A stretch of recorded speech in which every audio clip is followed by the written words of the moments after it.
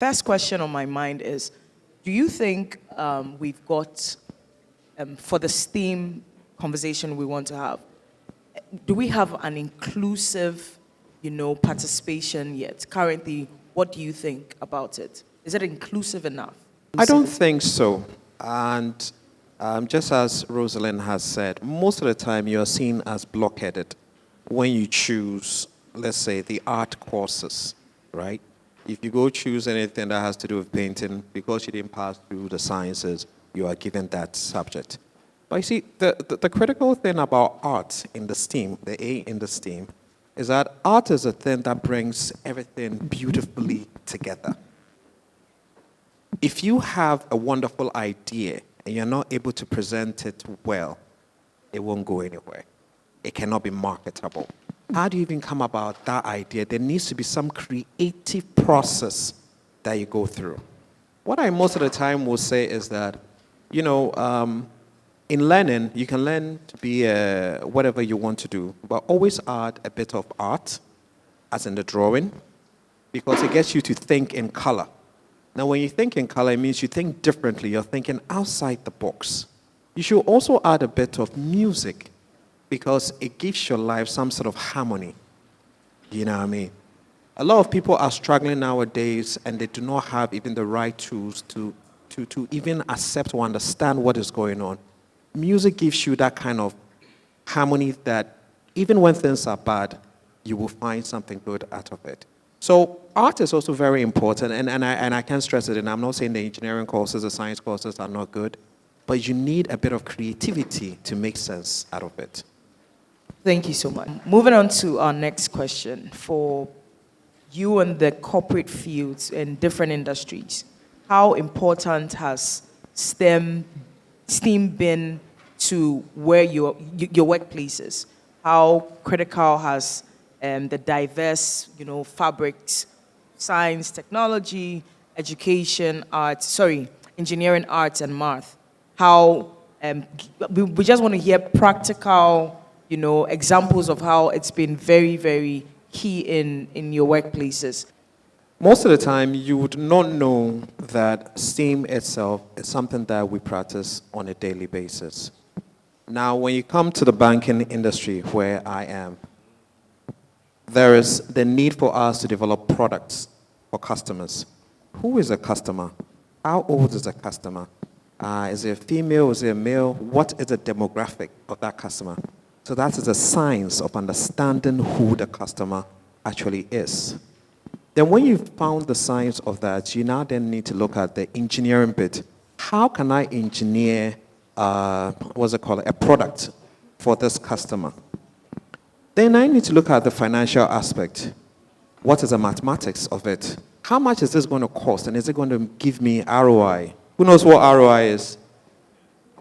What's ROI? Good job. Okay. How much am I going to make on the return of this investment that I'm making? That is the math. All right?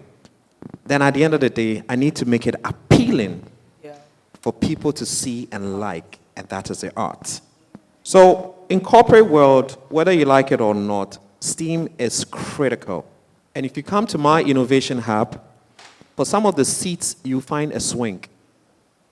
Yes. And you say, woo. You see a swing because we want to start making people think differently. Think outside the box. Should a swing always be outside the house for kids to play on? Can it be used within a corporate environment for people to... My head of HR at times will come, sit on the swing when I guess we are distressing her, and she'll close her eyes and she's just enjoying herself. Why not? Yeah, why not?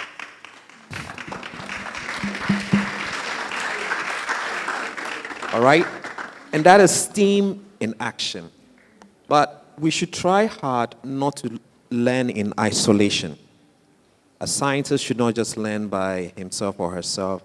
A tech person should not learn by himself or herself. An artist, we should bring all these and harness it into one product, because that is where you find products that are made for human beings. Thank you. Very, very great reflections from everyone on the panel. I want us to talk about something. for each one of us here in this room, we were directly or indirectly guided into what we studied.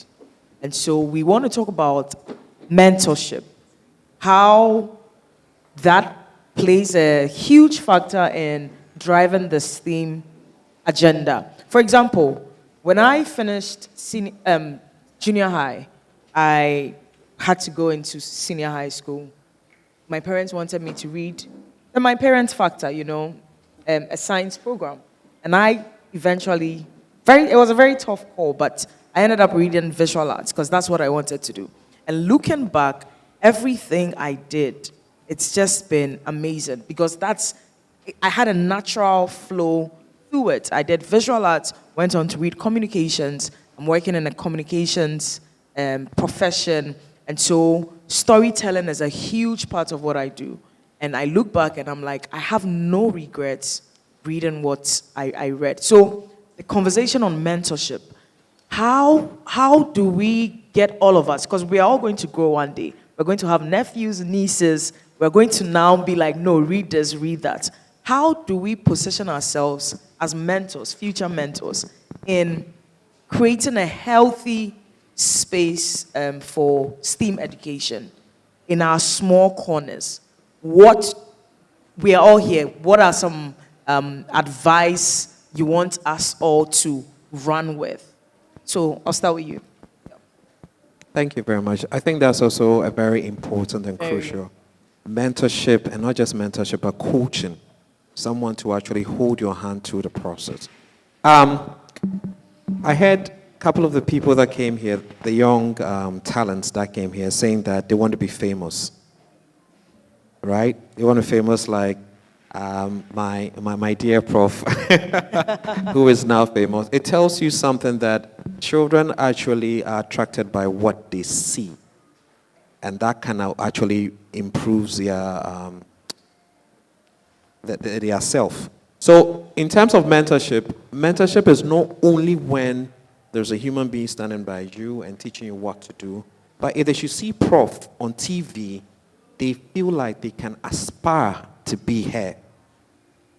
Most women that never used to do the engineering and tech programs, because of the kind of heights that prof has actually reached, they look at her and it's like, she's like me. I can make it too.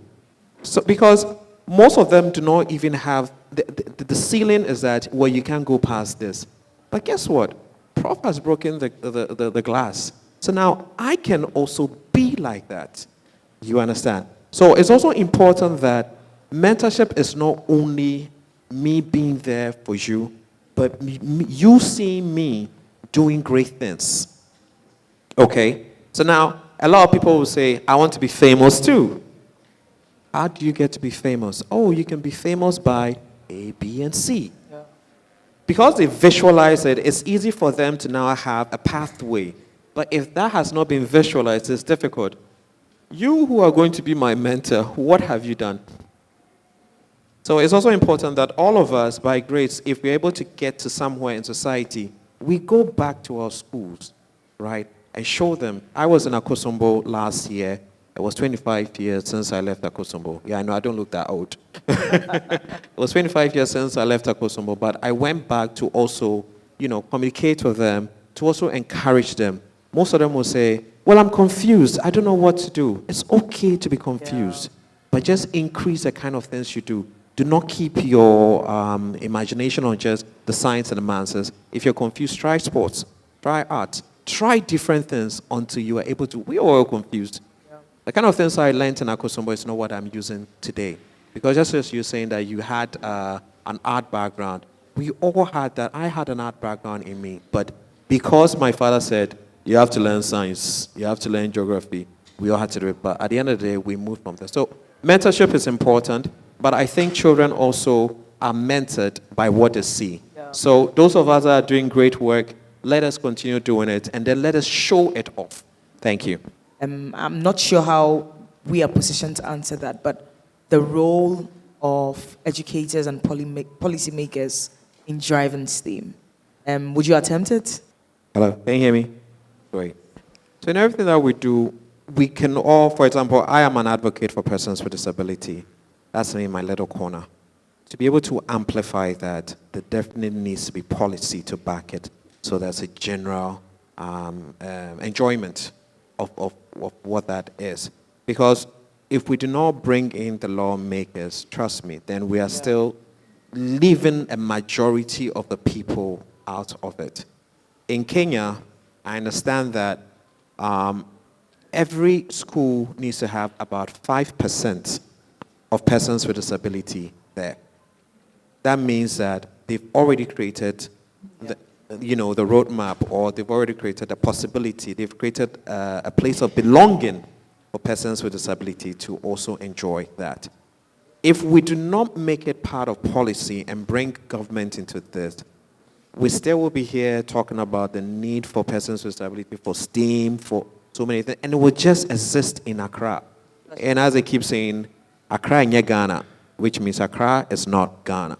There is a need for us to bring policy makers, there's a need for us to bring decision makers into this room, and I'm glad that he's here representing the government, so that at least he can take some of these findings back and see how we can implement this. Thank you. Final words, so that it's very actionable as a next step. Final words. Thank you. So my final words will basically be, each one of us has something special in all of us. Though it might come out differently, I think the role of education is to bring out the best in the students. For the parents, just as my brother will say, do not kill their dreams. I'll tell you a funny one. So I wanted to be an astronaut. Imagine, the first black astronaut. That's what I wanted to be. But guess what my dad said? Go and call your mother. You're not ready to talk to me.